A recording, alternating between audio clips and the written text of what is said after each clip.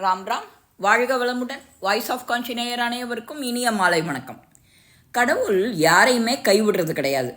ஒரு நாளைக்கு நான் ஒரு முடிவு செஞ்சேன், இந்த வாழ்க்கையை திறந்துடுவோன்னு. என்னோட வேலை, உறவு, இறை பக்தி எல்லாத்தையும் விட்டுட்டு ஒரு துறவி மாதிரி வாழ்ந்து காட்டுக்கு போயிடலான்னு முடிவு பண்ணும்போது, கடைசியாக இறைவன்கிட்ட ஒரே ஒரு வார்த்தை பேசிடலாம் அப்படின்னு பேசும்போது, கடவுளே, நான் என்னோடய வாழ்க்கையை வாழறதுக்கு ஏதான ஒரு காரணம் சொல்லுங்களேன் அப்படின்னு நான் கேட்கும்போது, கடவுள் என்கிட்ட பேசும்போது என்னை வியப்பில் ஆழ்த்தினது, ஒரு முறை காட்டை சுற்றி பாரு, காடு முழுவதும் புல் பூண்டு புதர் அப்படின்னு ஓங்கி வளர்ந்த மூங்கில்களும் இருக்குது. இதெல்லாம் பார்த்துருக்கியோ இல்லையோ அப்படிங்கிறார். ஆமான் அப்படின்னு சொன்னேன். நான் புதர் செடி, மூங்கில் இதுக்கெல்லாம் விதைகளை எப்போ விதைச்சேனோ அப்போதில் இருந்து அதை பொறுப்போடு நான் கவனிச்சுட்டு இருக்கேன். அதுக்கு தேவையான வெளிச்சம், காற்று, தண்ணி எல்லாத்தையும் வழங்கிட்டு இருக்கேன். புதர் செடி விதை அந்த பூமியில் இருந்து சீக்கிரம் இலை விட்டு வளர்ந்தது. ஆனால் இந்த பச்சை நிறம் பூமியை அலங்கரிக்கிற விதமாக அழகாக இருந்தது. ஆனால் அப்போது மூங்கில் விதையில் இருந்து என்ன ஒரு மாற்றமும் முன்னேற்றமும் இல்லை. ஆனால் நான் அதை கைவிடலை. 2வது ஆண்டு வந்தது, அதே புதர் செடி அது பரவலாக வளர்ந்தது. மூங்கில் விதையில் என்ன முன்னேற்றமும் இல்லை. ஆனாலும் நான் முயற்சியை கைவிடலை அப்படிங்கிறார் கடவுள். இதே போல் 3வது ஆண்டு 4வது ஆண்டு கழிஞ்சுது, எந்த முன்னேற்றமும் இல்லை. ஆனால் நான் அதெல்லாம் மறந்துவிடலை. 5ஆம் ஆண்டு வந்தது. மூங்கில் விதை முளைச்சி 2 இலை பூமியை பலந்துண்டு வெளியில் வருது. அந்த புதர் செடியை விட ரொம்ப சின்னதாக சாதாரணமாக இருந்தது. ஆனால் ஒரு 6 மாதம் கழித்து அந்த மூங்கில் ஓங்கி உயர்ந்து வளர தொடங்கிட்டு பார்க்கவே ரொம்ப கம்பீரமாக இருந்தது. இத்தனை ஆண்டு காலத்தில் மூங்கில் விதை செத்துடலை.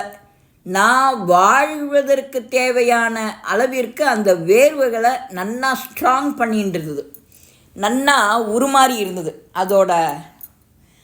அதோட வளர்ச்சி மூங்கில் விதையில் துவங்கிட்டு, என்னோட படைப்புகளும் பல்வேறு சவால்களும் சந்திக்கும் சக்தியை நான் எல்லாருக்குமே கொடுக்குறேன். ஆனால் கையாள முடியாத பிரச்சனைகளாக அதுக்கு இருந்ததுன்னா அதுக்கு நான் எப்போதும் கொடுப்பதில்லை அப்படின்னு சாந்தமாக பதில் சொல்கிறார். 2வது, கடவுள் என்கிட்ட, உனக்கு ஒன்று தெரியுமா, நீ எப்பெல்லாம் பிரச்சனைகளை சந்திக்கிறியோ, துன்பப்படுறியோ, அப்போல்லாம் நீ வேர் விட்டு வளர்ந்துட்டுருக்க அந்த மூங்கில் விதை மாதிரி.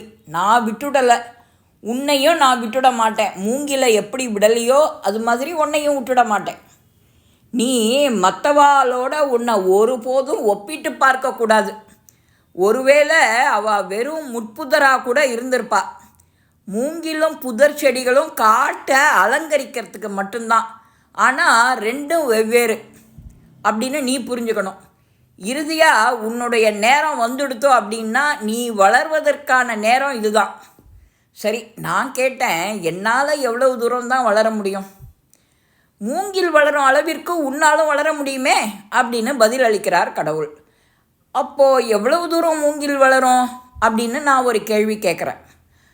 அதனால் எவ்வளவு முடியுமோ அவ்வளவு தூரம் வளரும் அப்படின்னு சொல்கிறார் கடவுள். அதனால் எவ்வளவு முடியுமோ அவ்வளவு உயரமா அப்படின்னு நான் ஆச்சரியமாக கேட்குறேன்.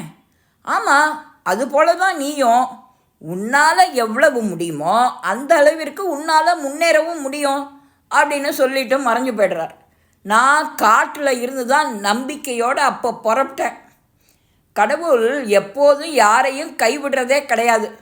நாம் தான் எதையானு யோசித்து நமக்கு இது சரியா இல்லையோ அது சரியா இல்லையோன்னு மனசை குழப்பிண்டு அடுத்த வீட்டுக்கு ஏதான அவள் புதுசு வாங்கிட்டா நம்ம அது இன்னும் வாங்கலையே, அந்த சில குணங்கள், பொறாமை, ஆசை, இந்த மாதிரி எண்ணங்கள் நம்மளை முட்டாளாக்கிடுறது, வாழ்க்கையில் பிரகாசிக்க முடியாமல்.